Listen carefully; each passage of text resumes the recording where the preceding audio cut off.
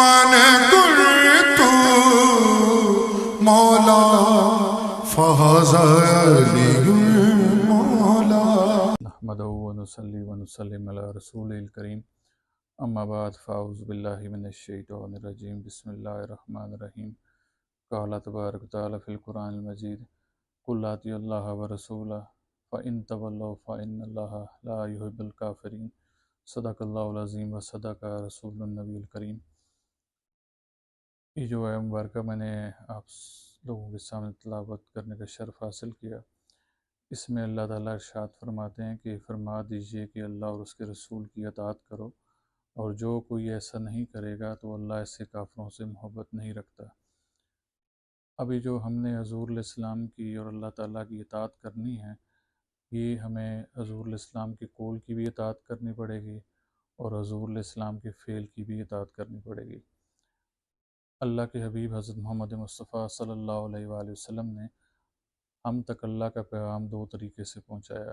ایک تو آپ نے یہ پیغام اپنے قول کے ذریعے پہنچایا، دوسرا آپ نے یہ پیغام اپنے فعل، کردار یا عمل کے ذریعے پہنچایا. اور کچھ مواقع ایسے ہیں کہ جہاں پر اللہ کے حبیب نے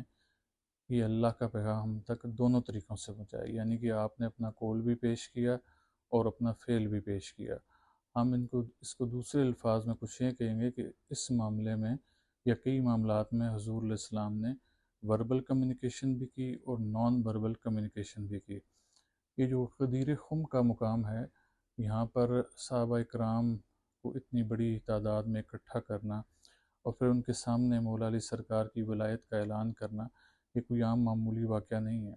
اگر یہ کوئی معمولی واقعہ ہوتا تو حضور علیہ السلام سے حجۃ الوداع کے موقع پر اس خطبہ میں ارشاد فرماتے، لیکن چونکہ آپ کو معلوم تھا کہ وہاں پر ہر خاص و عام موجود ہے اور ایک عام شخص کی صلاحیت نہیں ہوگی، اس کی ذہنی وسعت اس قابل نہیں ہوگی کہ مولا علی سرکار کی اس ولایت کو سمجھ سکے، لہٰذا آپ نے ضروری سمجھا کہ میں یہ اعلان صحابہ اکرام کی جماعت میں کروں.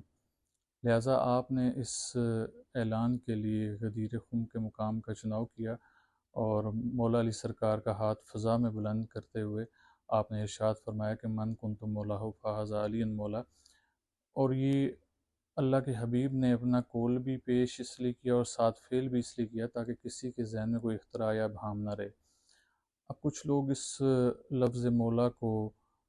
اس معنی میں لیتے ہیں کہ یہ اس کے معنی دوست کے ہیں، کہ حضور علیہ السلام نے فرمایا کہ جس کا میں دوست اس کا علی بھی دوست. تو میں ان سے پوچھنا چاہوں گا کہ کیا ہم یا صحابہ اکرام کی جماعت میں سے جتنے بھی لوگ وہاں پر موجود تھے، ان میں سے کوئی ایسا تھا جو حضور علیہ السلام کو اپنا دوست کہتا ہو؟ ہم نے تو یہی سننا کہ جس نے بھی حضور نبی کریم صلی اللہ علیہ وآلہ وسلم کو پکارا تو اپنا آقا اور سردار کہہ کر پکارا، وہ ہمارے آقا اور مولا تھے. تو لہٰذا ہمیں اس لفظ کو بڑے سمجھنے کی ضرورت ہے کہ حضور علیہ السلام نے وہاں پر مولا علی سرکار کی سرداری کا اعلان فرمایا. اب ہمیں یہ بھی دیکھنا ہوگا کہ جب حضور نبی کریم صلی اللہ علیہ وآلہ وسلم کی ذات پاک جب بھی کوئی ارشاد فرماتے ہیں تو آپ یہ ارشاد اپنے تئیں نہ فرماتے تھے، بلکہ یہ اللہ تعالیٰ کی طرف سے حکم ہوتا تھا، یعنی کہ آپ جو کہتے وہ اللہ تعالیٰ کی طرف سے ہوتا تھا. تو اس سے یہ ظاہر ہوتا ہے کہ غدیر خم کے مقام پر جو حضور علیہ السلام نے مولا علی سرکار کا ہاتھ فضا میں بلند کر کے ان کی ولایت کا اعلان فرمایا، ان کی سرداری کا اعلان فرمایا، تو یہ اللہ کے حکم سے تھا. لہٰذا ہمیں ضرورت اس امر کی ہے کہ ہم اس بات کو سمجھیں کہ اگر ہم نے اللہ اور اس کے رسول دونوں کی اطاعت کرنی ہے اور ہم نے بحکم قرآن ان لوگوں میں سے نہیں ہونا جو کہ اللہ کی آیات کا اور اللہ کے احکامات کا رد کرتے ہیں، تو ہمیں اس من کنت مولا ہو فہذا علی مولا کو اسی مصداق میں لینا ہوگا جس مصداق میں سے حضور علیہ السلام نے ارشاد فرمایا. میری دعا ہے کہ اللہ تعالی ہمیں حضور نبی کریم صلی اللہ علیہ وآلہ وسلم کی قول و اقوال کو سمجھنے کی توفیق عطا فرمائے.